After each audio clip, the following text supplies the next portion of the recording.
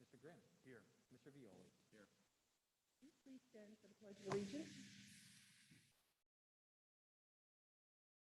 I pledge allegiance to the flag of the United States of America and to the republic for which it stands, one nation, under God, with liberty and justice for all.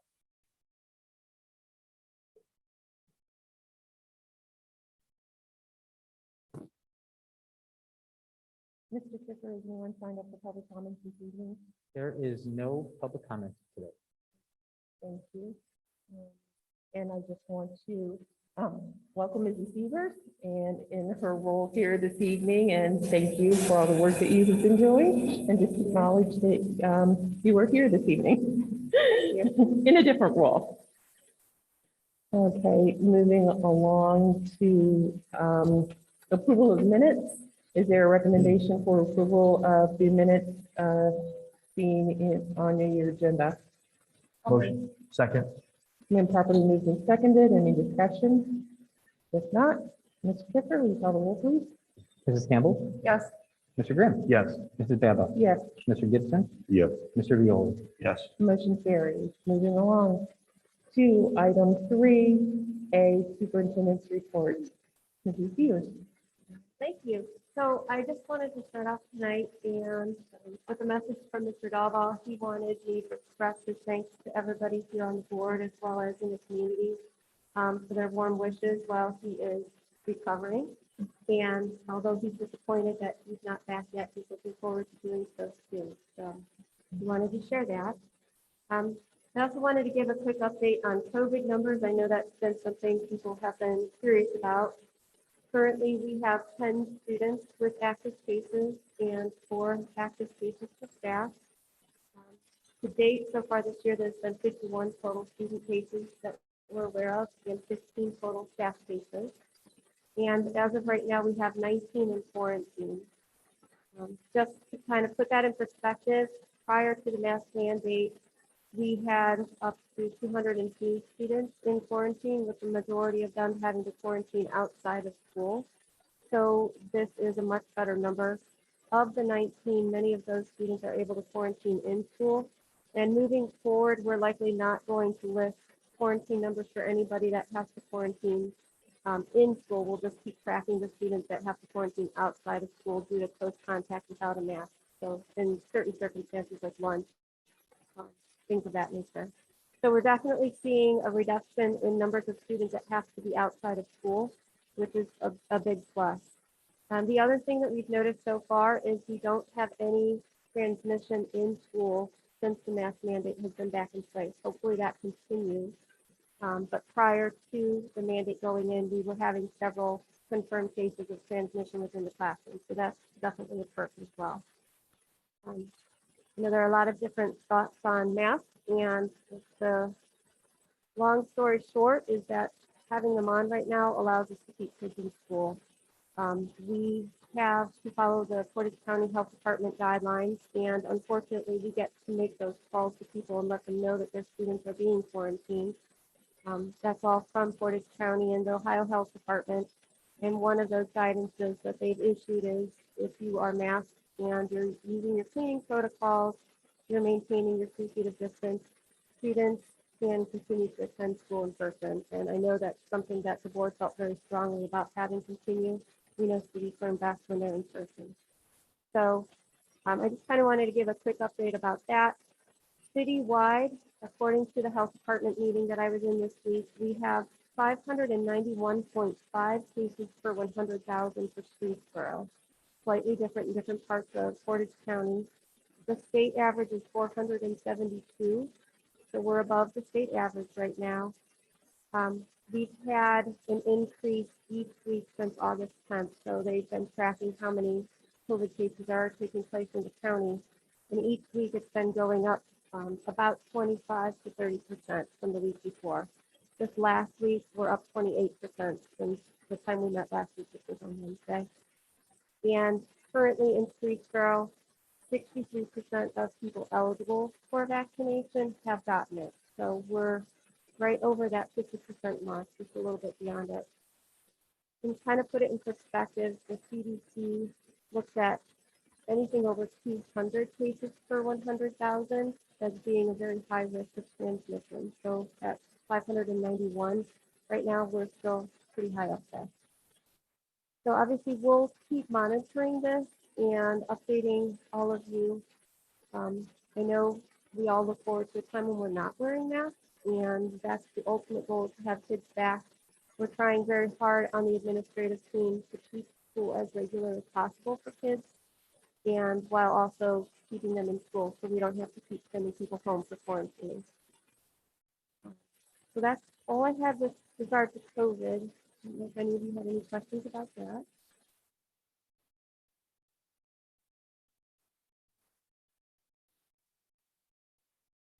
I don't know if you heard that one, but they are over 10% quarantine of students. And when they hit that level, I know Mr. Griffith made the decision a while back that when you hit 10%, he was going to enforce a mask mandate at the school. And we hit that 10% today.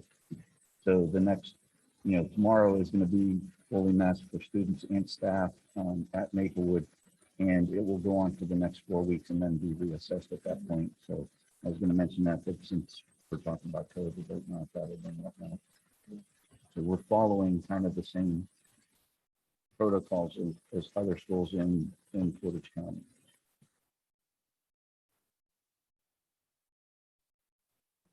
Think that if you want to check out the dashboard for yourself, you go to the Streets for Few Schools homepage, click on home, and then go down to the drop-down list to Safe Return to School. Click on that, and then scroll down on that page just a little bit. And under where it says District COVID Dashboard, if you just click on that, you can see the numbers for yourself. And can you remind us how often that is updated? The dashboard gets updated daily with numbers. Now, full confession, that's usually towards the end of the day. I've been getting, today, we had 5 new cases come in, so those kind of come in sporadically, but usually by 6 o'clock or so, it's pretty consistent. And also for those listening, you mentioned the numbers, the over 500 per 100,000. And obviously most people know we don't have 100,000 people in Streetsboro. So will you explain the reason for the use of that designation?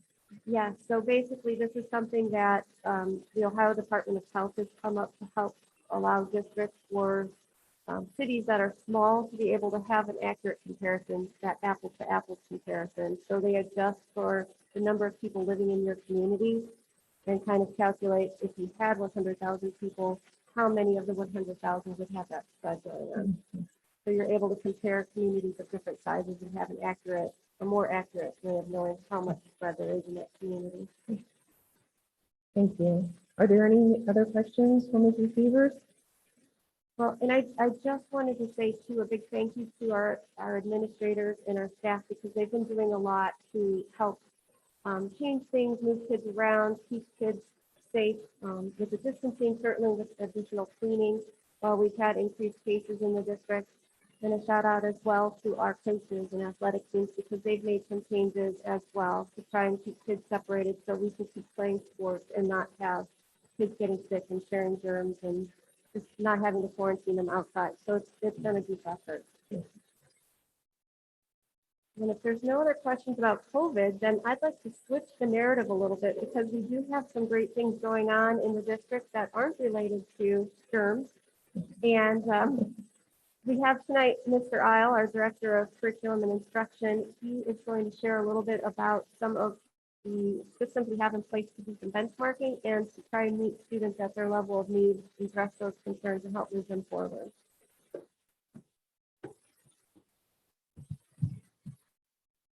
Good evening. I'd like to thank Mr. Joe Hanson for setting the mic the right height. It seems to be the general joke whenever I stand up here on the stage, but I'm here to talk a little bit about MAP testing. We rolled that out this fall. MAP is the measures of academic progress. We did 2 days of training on it with all of our teachers who teach English language arts and mathematics, K to 10. And tomorrow marks the last day that we're going to be doing testing, with the exception of a few makeups here and there due to quarantining and just those typical absences. But the last day and a half, I had the opportunity, I was invited to go to the kindergarten classes. There's a little bit of trepidation among the kindergarten team. I kid you not, they were a little worried, these kids are 5, they've never touched a Chromebook before, no trackpads, and how in the world are they going to be doing this testing? And when we were with our national trainer at the beginning of the year, they assured them that over 1 million kindergartners took the MAP tests last year nationwide, that it's doable.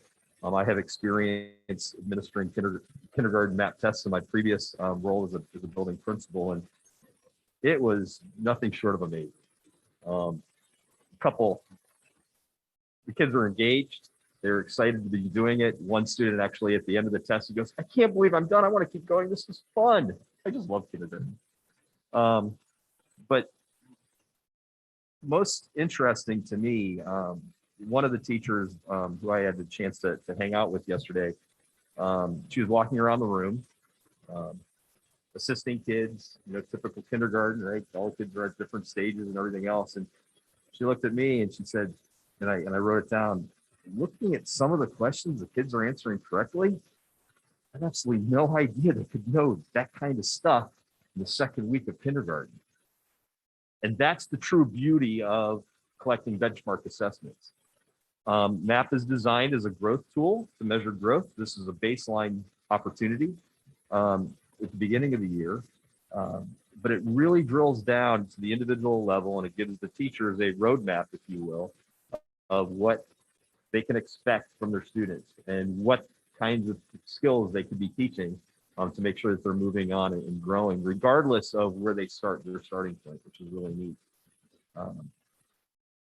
Literally 5 minutes before I walked up here, I received a text from Mrs. Kroger, our reading coach.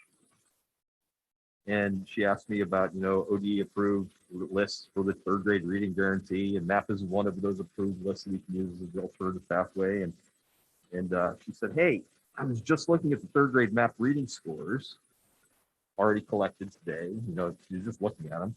And it looks like you would have way less RIMS if you use MAP as their on-off diagnostic than we've ever used before." So this is really great news. So already we're seeing the results of implementing this data collection tool.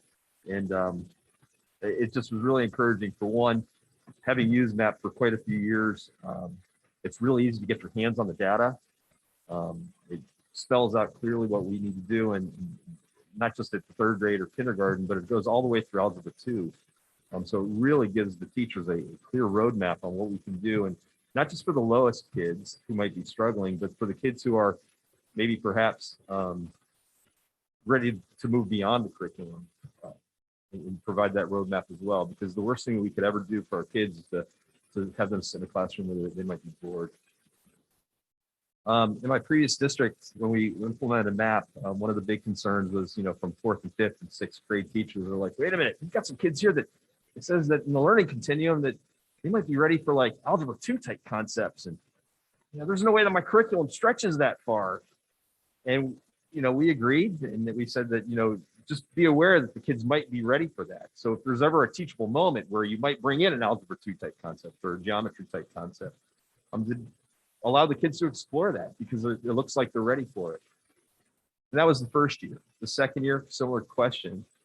9 years later, there's enough of a cohort group in the 5th grade that are receiving Algebra 1 for high school credit.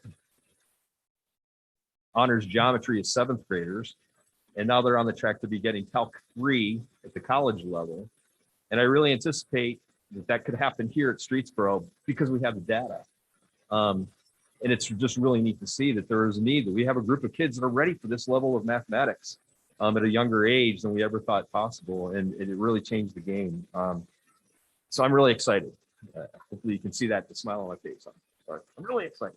I put together a brief guide for parents that it's still in the draft form. I'm going to give you a copy.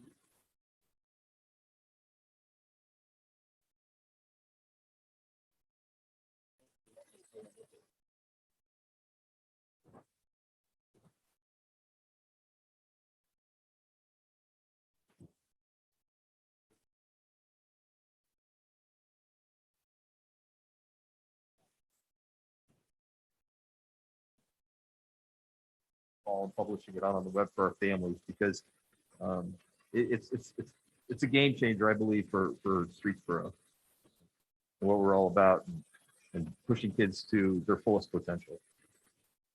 So that's it, Mrs. Beavers. If you have any questions, feel free to throw them out now or give me a call when you like. But congratulations to our staff for doing it. They've been trained, rolling. A few hiccups whenever we implement something new. I'd also like to give a shout out to our technology department. The first time that I rolled this out with kindergartners, we were using hand-me-down Chromebooks that were probably 5 to 7 years old. The trackpads weren't working, and every one of our kindergartners had brand new devices this morning and yesterday, and it just went flawlessly.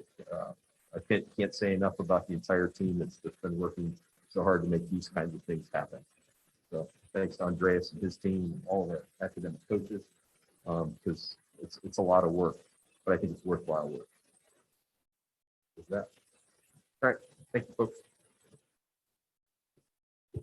Thank you. Is there anything else, Mrs. Peters?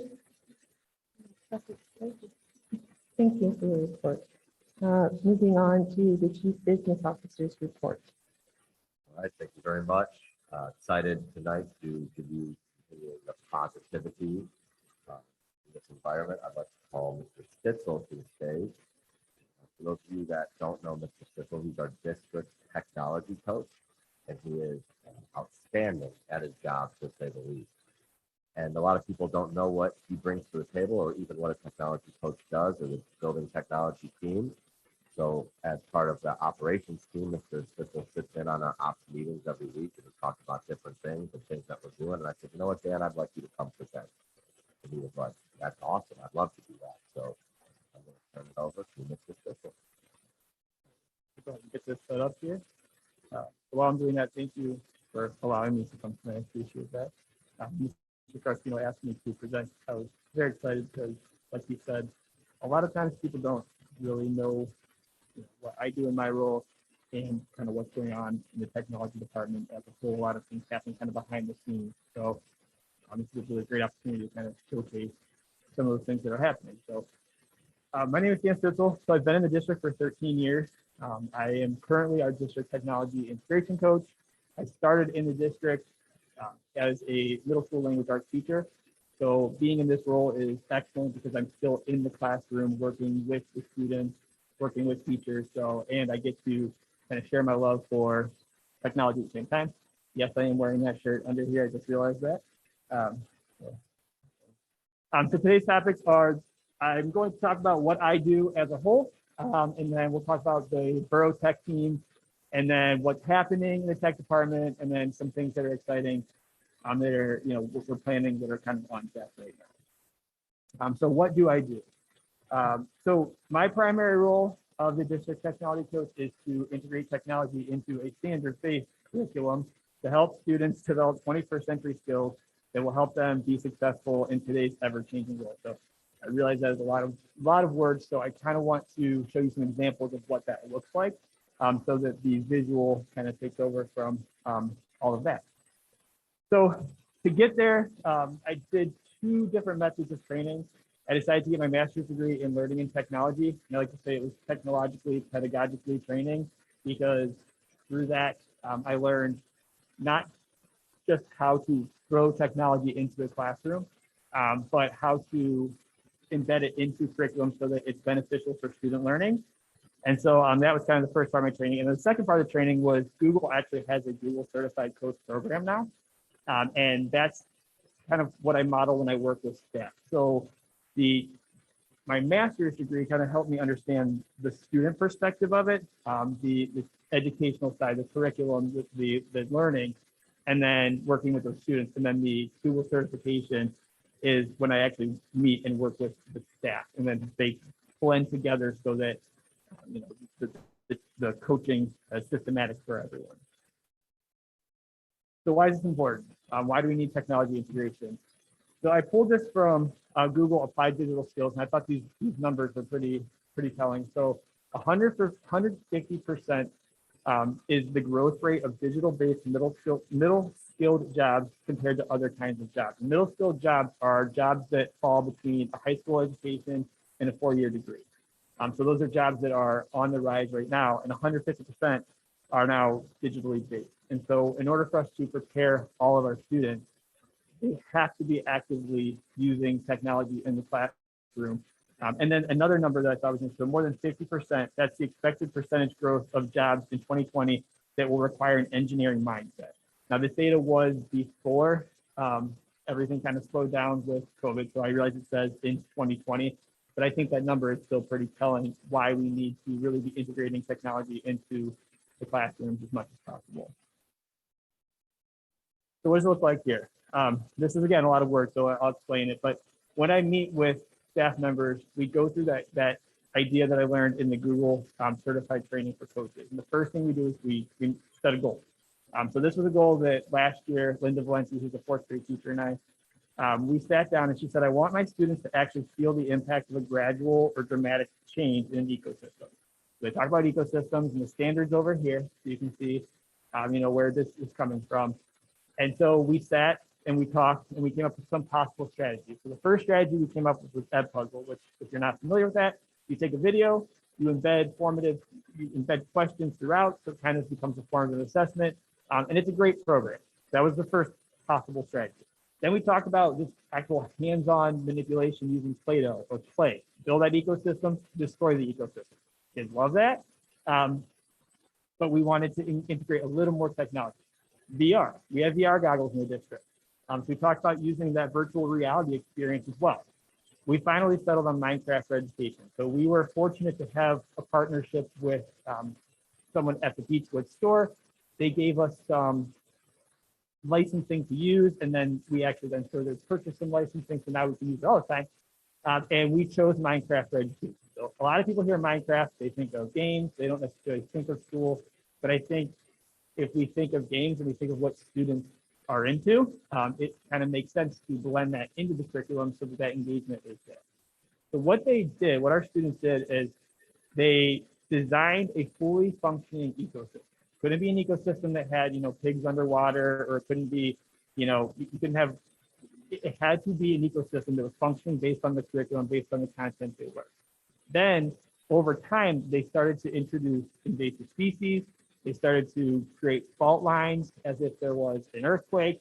And then over days, they monitored it. They watched it. They watched their animals go away because of the invasive species. They watched their water dry up because of the natural disaster that happened. And so the learning became real. They created it. That was their ecosystem. And then they watched it change. So after we did that, we reflected, and then we are actually definitely going to roll that out again later in the year.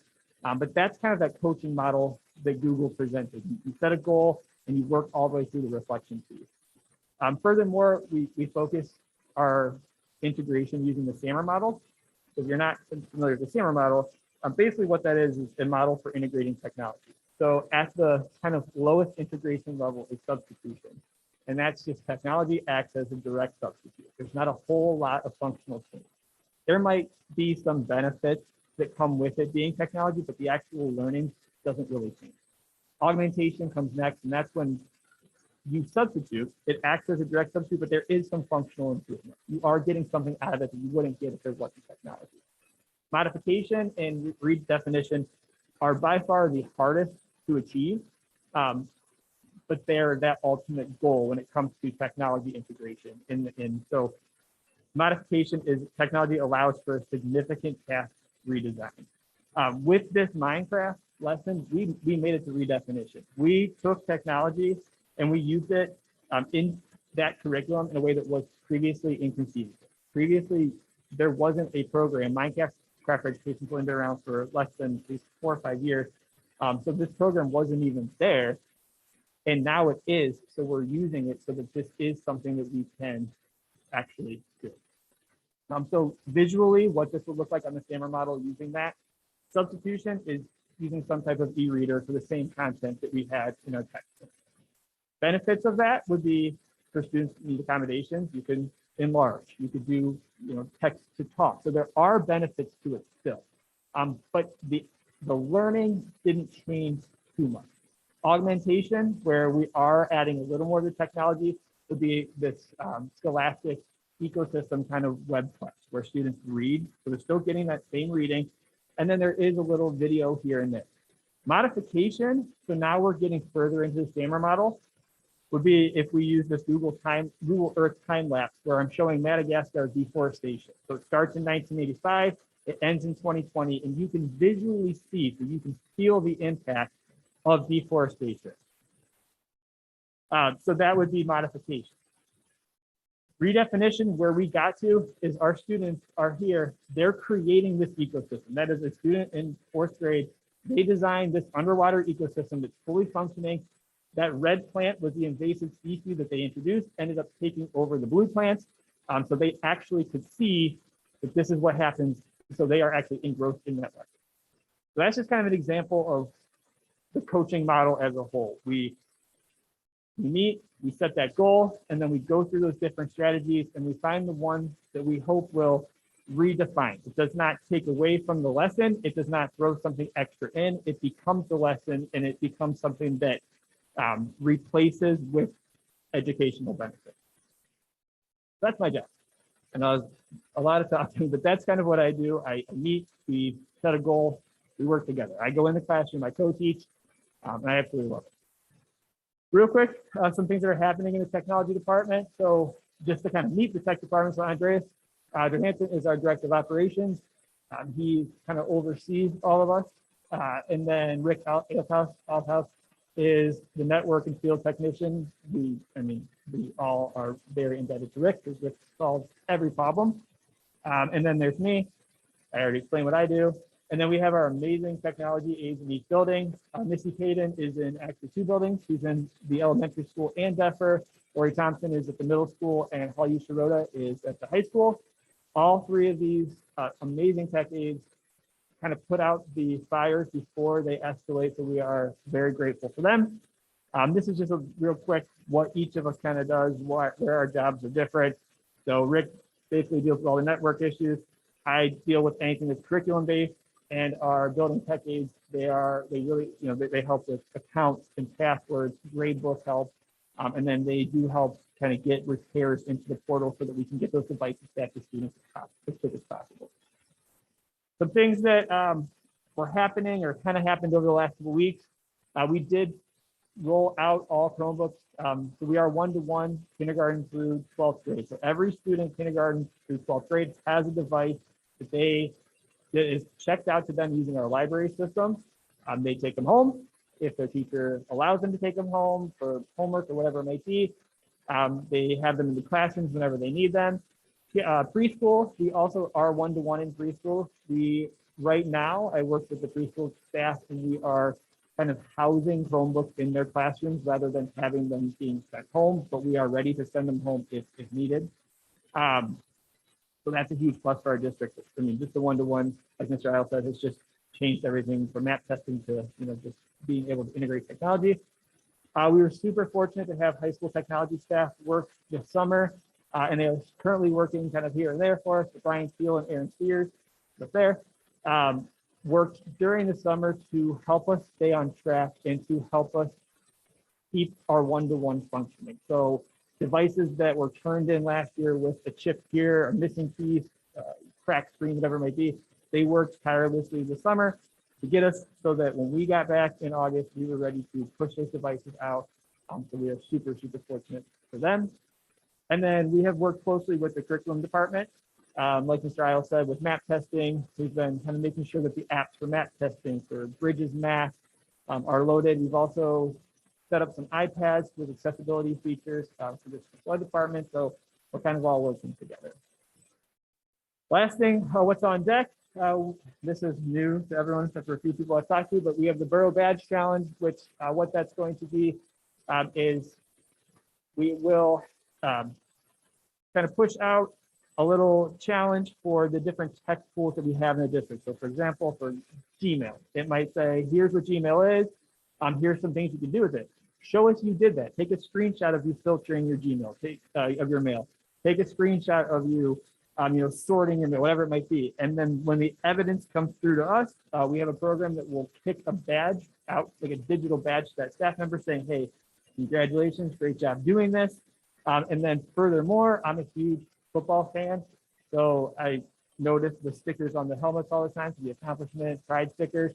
So we will be giving a little sticker for each of those badges that the staff member does receive. They will also get that physical sticker that they can, stick across their Chromebook. And the goal is over the next couple months, next couple of years, we'll just see those Chromebooks just get completely covered with our street program. So that will be rolling out soon. I'm excited. We're actually rolling it out with Molly Floater in the district that she is now in. So we are working together so that we can make this something that all of our staff can kind of quickly learn the tools we have and get a little prize out. Thank you. I know that was a lot of talking. So if anyone has any questions about anything I talked about or something I didn't talk about.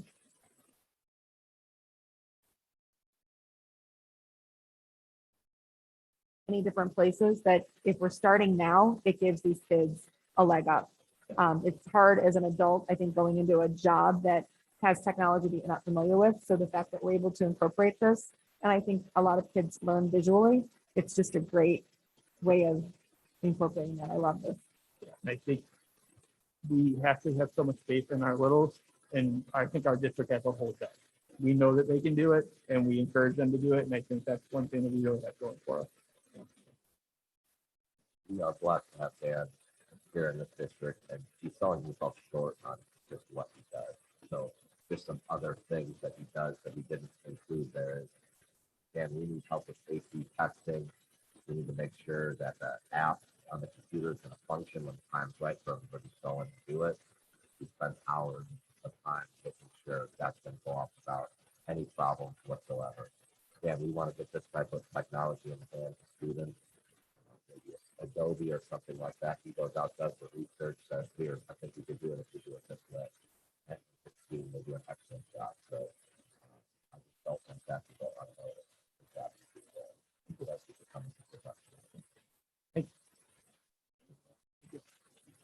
All right, as Dan's walking up, I'm going to ask Andreas to set up the next presentation, and I'm going to ask Mr. Gestring to come to the stage. On behalf of the band boosters this evening, we have some exciting news, some exciting things on the agenda this evening that we thought would be great if you could come and talk a little bit about, and I can talk a little bit about. Show the relationship between boosters and school. When we're all set up. Michelle? Just stay there. I want to stay here. But let her get to the Here, mic. come on now. Thank you. Good evening. I'm very happy to be here tonight to talk about the band boosters donation of a 20-foot equipment trailer to use for instruments and equipment when the band travels. It's been a work in progress, but we finally got it. And I think it's really going to help put our bands on par, the bands that are around us, and get us away from the picture of it on side. Getting us away from using a school bus to load up the instruments, which is very difficult for the students. It's very difficult for the parents who don't have as much energy as the students. It was also kind of hard on the equipment. So this is going to be a much better thing for everybody all the way around. The graphics, which were designed by my daughter, were donated and applied by Graphic Expressions in Ravenna. We got a couple upgrades. We got a heavy duty axle and a longer neck for a heavier payload, and also for ease of maneuverability. And we thought those were good safety features to have on the trailer. We're just very happy to have it. And we think that, right now we're in the process of getting it outfitted with shelves and everything to help secure the equipment when it's being transported. That's being done by students at Maplewood. And we just think this is something that's going to really help serve the bands and the district for years. And I was shocked at how big it was, right? So we were talking about a trailer going back and forth, and I'm expecting, a trailer to come up, just like like one of the little trailers that you would see. And then all of a sudden, Joe pulls up in this trailer, and I was like, whoa, what are we doing? Moving horses? Like, it's a massive trailer. And it looks fantastic. And we're very fortunate to have the band boosters donate this and this be on the agenda for you to accept this donation tonight. Something that a lot of people were working on to put together. Yes. And I'll be asking under my recommendations this evening for you to accept an agreement, a donation agreement with the band boosters that the boosters and my team worked on getting that all spelled out and making sure everybody was in agreement with it. And Andreas, if you could hit a couple slides here with a couple of the highlights. So the trailer is donated by the band boosters. The district will license and insure it. The band boosters will be responsible for the costs associated with maintaining it. The district will invoice the boosters as spelled out in the agreement. The district will provide a driver for the trailer. The primary use is going to be for band activities. That's all band activities, not just marching band activities. So if the middle school needs to go to a show or something of that nature, that has top priority. But also on occasion, the trailer could be used for other district items. However, if the trailer is out on other district items and something happens to that trailer at that time, the band boosters are not responsible for the repair and costs associated with that. That would be on the district at that point. And then the last piece is the band boosters are permitted to sell advertising on the trailer, but the advertising must follow board policy and be approved by the superintendent. And the cost of the advertising, fabrications, installation is going to be paid for by the band boosters. And that's the funds that they're going to use to help with the maintenance of the trailer. So this is boosters, school, community, all working together for the betterment for our students. I think it's a great thing that is happening, and what a wonderful opportunity the band boosters has provided the district. And I want to publicly thank you. And there's also a list of people that we would like to thank here that have helped with it. And if I missed anybody, I am very, very sorry. But the names are all up there of the people that I know were very integral in getting this done and helping make it happen. And if we left anybody out, I apologize in advance. But I think we hit most of it. So thank you. Thank Unless you. there's any questions for the discussion. A long time coming, huh, Sharon? It is. Yeah, We've been- it's we've been awesome. Working towards it. We almost bought it last year, but under the circumstances, we thought, why buy it to have it sit? Turns out it would have been better. The cost did go up quite a bit within that year, but we got it done. So I'm just very happy that it's here now and that we're going to take advantage of it. Excellent. Thank you. Thank you. Oh, it's gorgeous.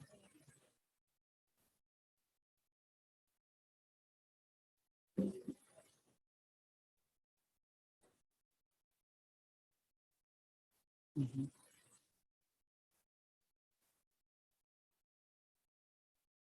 Great, thank you.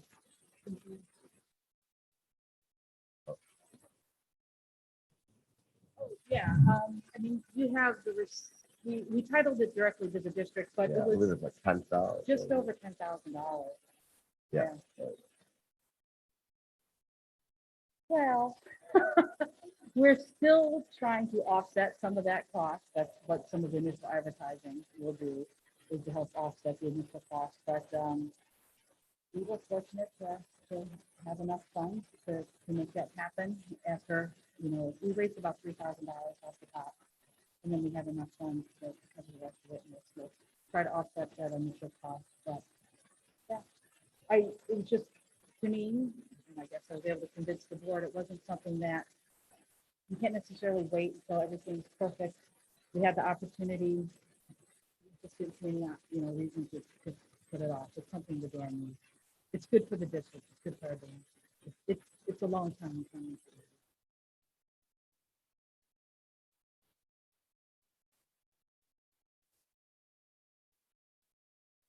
And I'm just hoping it really helps boost the positivity towards the band program after having experienced some negativity in the last few years. So I want the kids to be proud because they're in band. I want, the school to be proud of the band, and I just want everybody to have a really nice impression of the band and what it brings to the school and our program. Okay. Thank you. So tonight you'll be asked to accept that donation under the consent agenda, and then under the business manager's recommendations, you'll be asked to accept that agreement that we just laid out to it. And then we'll move forward from that. All right, moving on, another exciting positive thing of community and district working together is the baseball and softball path by Shelley Construction. So there's some pictures up there if you haven't seen it yet by the baseball field. This path was donated by Shelley Construction, and we had a community member, Mike Sweet, really help navigate that project and drive that project. And we're very fortunate to have his help with that because he was integral in getting this done. So I wanted to publicly recognize that and thank Shelley for being good neighbors and putting this path in. It looks very nice. We're going to try to do some landscaping around there to make it even look better.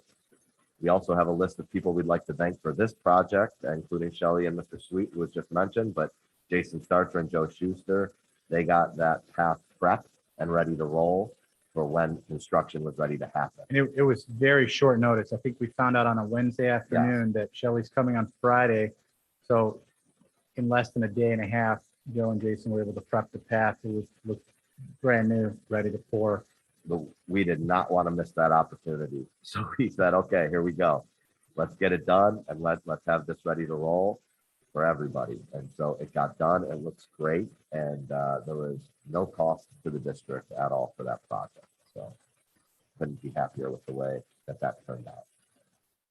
And if there's nothing on that topic, the last item I'd like to share is just that the PTA tailgate will be happening. I'm sure Mrs. Campbell will discuss that in her report tonight, but I just wanted to mention that because we just helped Mrs. Maglianico load about, I don't know, how 500 blizzards into the freezers here for tomorrow. And the ops team will be helping PTA with setup and getting that all ready to make this special event. We're not telling you where the freezer is. What was that? We're not telling you where the freezer is. No, we will not tell you where the freezer is. One thing to point out, if you're coming to the football game tomorrow, when you get to the four-way there at the entrance, you're going to be either prompted to go right or left into the lot because we're going to cone off the main drag coming in and cone it off at the other end as well. We're only going to let fire, EMS, and buses come through when they come up. Everybody else is going to have to park. And that's to keep everybody safe tomorrow while the PTA tailgate's going on because, you know, we're going to have kids throwing balls going to streets. We want everybody to be able to be safe going into that street and not have traffic flow. So there'll be minimal traffic flow in that area. So if you're coming to the game, just know you're not going to be able to go down the main drag here by door number 6. You'll have to turn into the student lot or go towards the front of the high school building. And if there are no questions, that completes my report this evening. Thank you.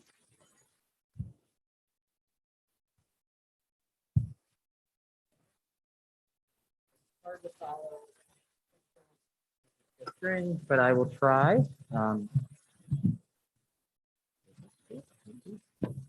So I promised to be quick in reports, but I do have some updates for items as well as just some general information. And the reason why I put it into a report today is that just so I don't forget important information. So we're going to talk about these 5 items. Some you have seen for the last couple months. So for, like I do every month, this is the August general fund activity. To make a long story short, this is a 4-year, year after year for the general fund by month. For the month of August, ending the 31st, we have revenues of 4.1 million. That's mainly coming for second half property tax collections of 3.6 million. Our regularly pretty consistent state foundation payments of 400,000. Casino revenue of $65,000, and then the remainder is the various SHS and SMS athletic fees. That's coupled with disbursements or expenditures of around 2 million, mainly from our biweekly payrolls and then purchase services from there. That's a August monthly surplus of $2 million roughly. And that's a general fund cash balance of 12.3 million. It is important to note that I did the calculations in August for the past 4 years. In August, the district receives about 16% of our operating revenue in August. That's why you've seen over the past couple months some monthly surpluses. But we are now entering in the regularly scheduled months where September, October, November, December, and January, we don't get those revenues, so we deficit spend per month, which is by design. But then we get the next property tax collections in February. So that concludes the August activity for the general fund. This I've mentioned a couple times just to basically be compliant with Ohio Revised Code, very riveting section 135. On the left has been the timeline that the board has approved resolutions. What you will see for my recommendations today is we have listed 3 banking institutions that have submitted applications. And all 3 of them will be listed on resolution number 2 for your vote. The reason why all 3 of them is that it's and which is important, is that we're moving our depository dates to October 1st to September 30th, which was different from January 1st to June 30th. Honestly, in June going into July, there's a lot of stuff the treasurer's office does, and I didn't want it to fall by the wayside each year. So you'll see those 3 banking institutions listed. What that does is that you get the treasurer the authority. So in 5 years is a long time. And if the treasurer would see fit, different deals, different banking institutions in the news, or etc., that you voting upon that today, I have the authority to move banking institutions. We are very happy with our banking institution now, but it's almost a just in case because of that 5-year span. It's a long time. And so that is the conclusion for the depository agreements for the last couple months, and that will be after the vote today. You've heard me talk about this for the last couple months, but we do have a levy renewal that is not a new tax on November 2nd, and it will be 1 vote, 3.6 mils, which equates to about $1.6 million per year, alongside 1.5 mils for permanent improvement. So the 3.6 is general operating expenses. So, and then the permanent improvement is stuff that we buy to increase the district's assets and necessary physical things to improve the district. This could be technology, big technology purchases over 5 years. This could be pathways. This could be asphalt projects, and that's something that I work very closely with Mr. Starsapino, and that equates to about $700,000 per year. So it's 2 different types of mills into 1 ballot vote. With this coming up, there will be a district frequently asked questions for the community that will be posted on our district website, probably by tomorrow, Monday at the latest. And there will also be an online form to submit additional questions. And so that really concludes what we've been talking about for the past couple months for the November levy. The next item is, again, we've been talking, and you guys and the board has been voting upon for the last couple months, is our refunding of our 2016 A bonds. We are now complete, signed, sealed, and delivered with the bank, the district, all of our council. That has been completed. All the wires have been completed, and I am very, very happy to report that that outstanding balance, that 3.55 million, I'm very happy to report that we have savings of $336,145.07. We had 7 direct financial institutions bids that were received by the district. And the winning bid submitted an interest rate of 0.763%. I just want to repeat that, 0.763%, which is probably, we'll never see that in our careers again. Obviously, a lot has been going on in the economy the last couple of years. So hopefully we don't see that, but we have to capitalize on opportunities as we see fit. And that resulted in our 2016 A bonds that were originally for 3.86% down to, again, 0.763%. It's very similar to a refinancing of a home, but the maturity date stays, and it still is staying at 2025. And our initial goal, once we entered into this process, because it doesn't happen a lot, our initial goal was it's really 300,000, not 330,000. Our initial goal was 300,000 with a 1.25 rate. So we exceeded those expectations, kind of got a little lucky on the day that the market closed. And then the last thing is that you'll see me, really the only report basically you'll see next month is combining the 2016 A bonds to the savings that the district entered into last year with the bigger refunding of the 19.2. So we can see the entire savings for the tax base. And the last item for me to report on today is a very good update from 2 months ago.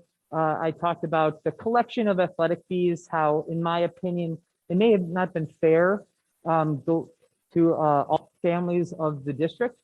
And we really used a team effort through athletic director, Mr. TV Paul, board member, Andy Gibson, and more importantly, Deb Stockard in athletics and Linda Shearcourt in the treasurer's office. We all came together and developed procedures, updated procedures that still reflect our policy to properly reflect and collect and get the information out to the families of our district. So here's an update for fall sports. Out of the 205, and for the high school, out of the 205 student athletes actively participating, 201 are completely paid with 4 payment plans.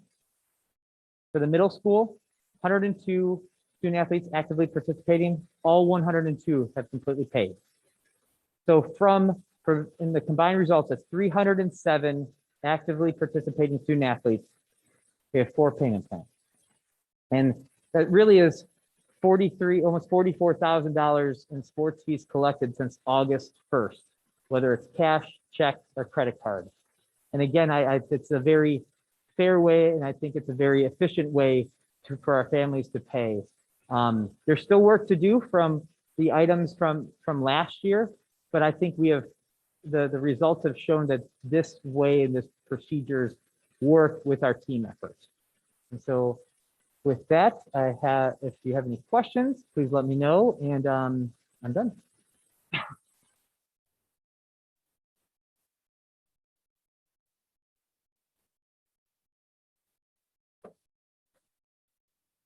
Board reports, and I'm the first one up. And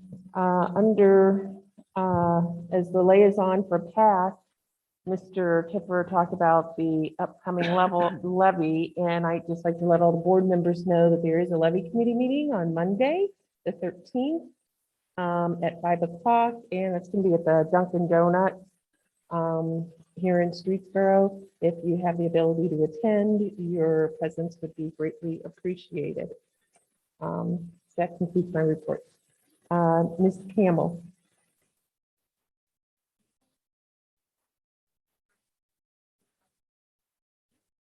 So until then, I won't have a lot to report.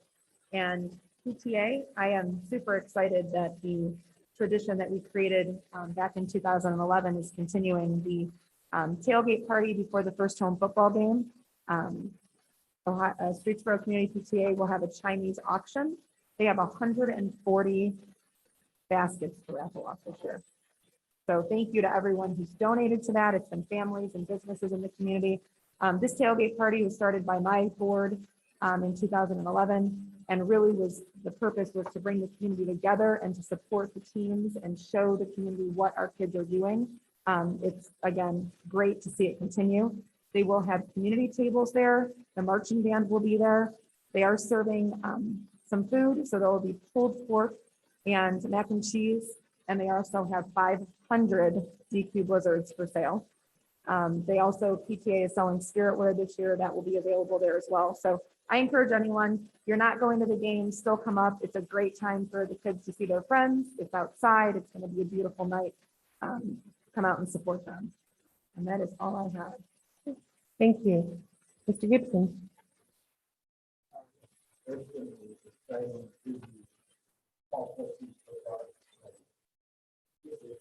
Football team playing again Friday night against Cloverleaf. So far, they're undefeated this year. The game we did miss didn't count as a loss when we were out with COVID against West Yaga. So we're going strong and they're looking phenomenal this year. Playing 2 out-of-town games and they really showed up well. Spread our word around. Anyways, so that's Friday night. Tailgate party for that.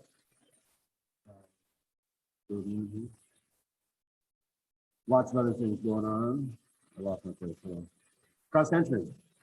We had some boys cross country. 4th place at the Billy Goat, which is a big race, lots of hills. 4th place top finisher was Zach Vales. He came in 17th. Our boys team came in 4th. 11th was Ashley White. Sorry. Someone of the words tonight. Boys cross country is doing really good. The girls, they placed 8th at the Billy Goat. The top finishers Kylie Malloy in 17th and 11th place is Ashley White. Boys golf 3 and 6 overall. I went out and saw them the other night. They're shooting phenomenal. Girls golf is currently 7 and 4, 5 and 3 in the league. That puts us in 3rd place for regular season. I went out and saw them as well. They're shooting phenomenally. Both teams tomorrow are doing their putt-a-thon, raise some funds. So if you haven't gotten a hold of your favorite golfer yet, it's a great way to get involved and see what they're up to and help them raise some money for the team.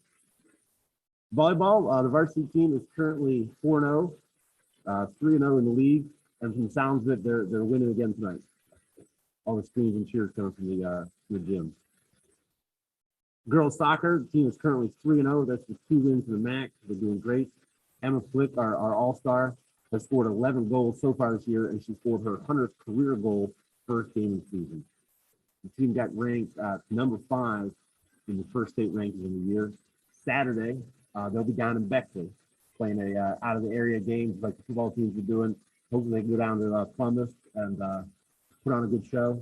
Tell them what we're all about. That's at 3 o'clock on Saturday. If anyone wants to be down there, I'll be in attendance.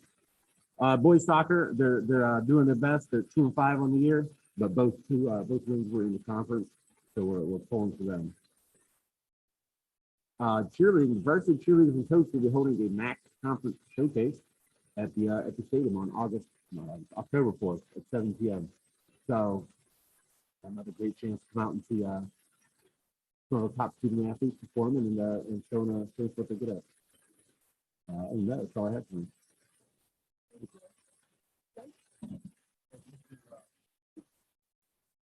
27th, we weren't able to have a football game due to quarantine requirements, but the high school band was still able to perform, and the Marching Rockets played music from their halftime shows to a decent-sized crowd at the stadium. Of course, the band will be at all remaining home and away football games.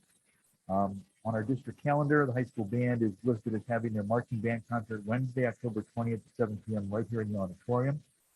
And the high school and middle school choirs will perform on Friday evening, October 15th, starting at 7 p.m.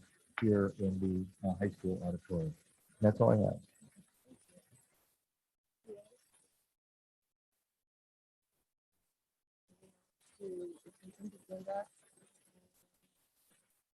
In front of you, is there a motion to pass items B through J on the consent agenda?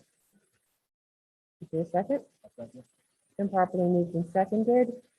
Discussion? Okay. The sub pay, I'd glad to see it come up a bit. Hopefully that makes us a little more competitive with surrounding districts, thinking that you can get some subs in here. Thank you. And if you'd all take a look at the donation list, I'd like to thank everyone who has made a donation to the Streetsboro City School District. If there are no other questions or comments, Mr. Clifford, will you call the roll? Go ahead. They continued education, they're moving up in their level, and That's great. Like I would say, that's a lot all at once.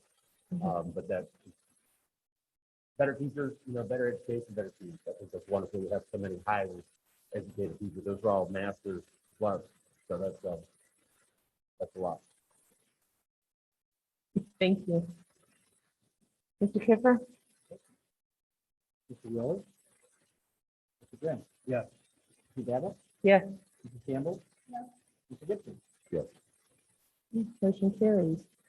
Moving down to item 6, the Chief Business Officer's recommendations. Mr. Scarpino. Thank you, Mrs. Fava. I have one. It is recommended the Board of Education approve the attached band trailer donation agreement between Streetsboro City School District Board of Education and the Streetsboro Band Boosters. Motion to approve. Yes. It's been properly moved and seconded. Discussion? Thank you again to the band boosters. Yeah, that's really good work. Thank you. Mr. Kiffer? Mr. Grimm? Yes. Mr. Campbell? Yes. Mr. Dabble? Yes. Mr. Gibson? Yes. Mr. Viola? Moving on to the Treasurer's recommendations. There's a recommendation that the Board of Education approve the revised purpose and budget statement for the Rocket Rowdies 200-9644 as shown. Your motion? Second? Second. Okay, it's been properly moved and seconded. Mr. Kiffer? Mr. Campbell? Yes. Mr. Grimm? Yes. Mr. Dabba? Yes.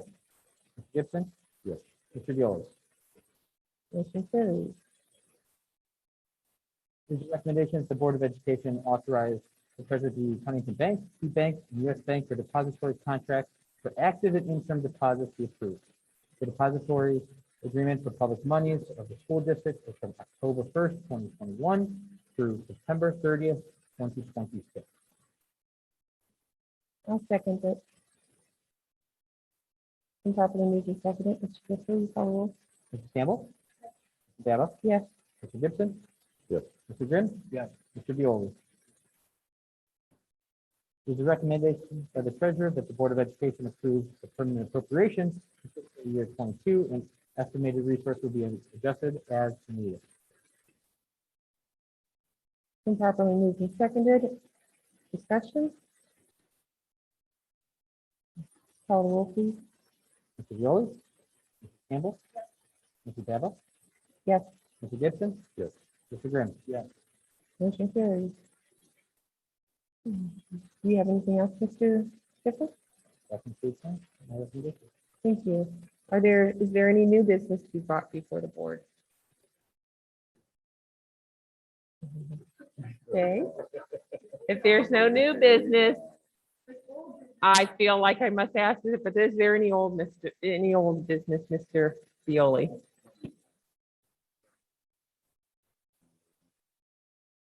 No, regarding the sign ordinance, I think the last thing we were told was the city had something back from wherever they got it from, and they were reviewing it, but no action by the city yet for an electronic sign ordinance.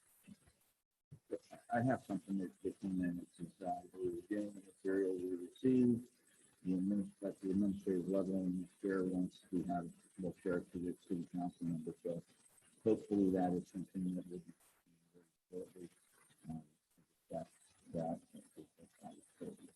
The new agendas for city council came out today. I'll forward those to you later tonight, but I don't believe there was anything on there for the signed ordinance yet. Just want to keep mentioning, like I said, I review and I was continuing to. The contract they're working on. Thank you, and we appreciate your tenacity.